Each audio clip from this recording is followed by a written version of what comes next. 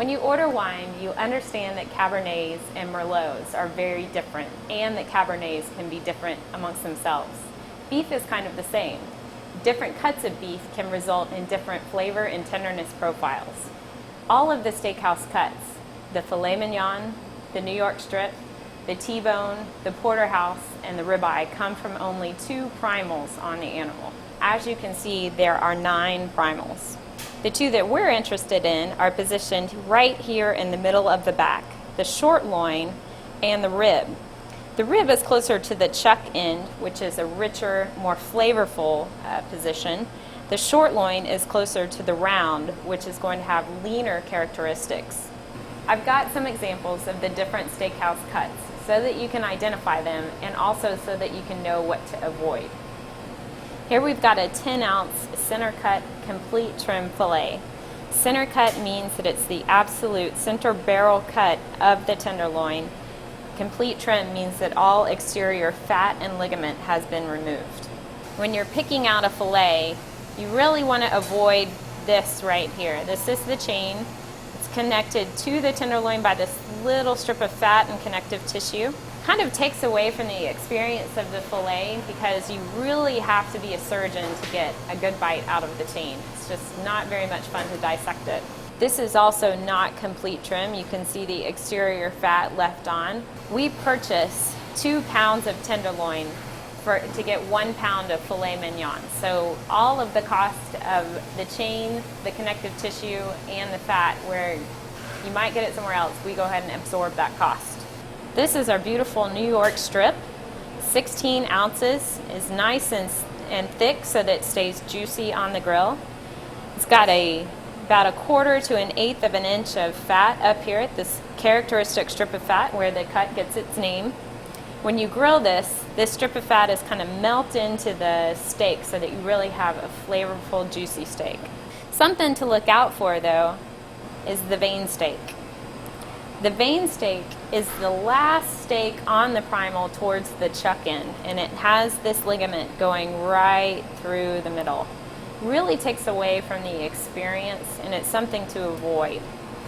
Here we've got our certified Angus beef porterhouse. This is a 32-ounce steak. It has a large filet on this side of the bone, a very nice New York strip on this side of the bone, and including that bone in the steak will really intensify the flavors. This is a great steak to split with 2 people. Here's its smaller cousin, the T-bone. This is a 20-ounce cut. It's characteristic for the larger strip on this side of the bone. Got a little filet here, so you really do get the best of both worlds. And again, that bone is going to intensify the flavors on the grill. Okay, I've brought examples from the rib primal.